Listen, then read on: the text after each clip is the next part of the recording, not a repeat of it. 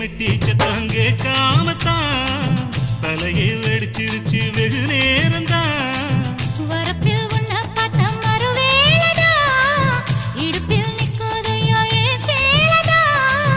காலையிலும் காட்சி உண்டு சாத்தி கடி கதவத்தான் கட்டிலுக்கு கால் வலிச்ச கட்டாந்தர படுக்கதா. உடம்பு முழுக்க இப்போ ஒரு ரயில் ஓடுது மச்சான். வளைச்சு நொறுக்க சொல்லி என் வளையல் கிஞ்சது மச்சான்.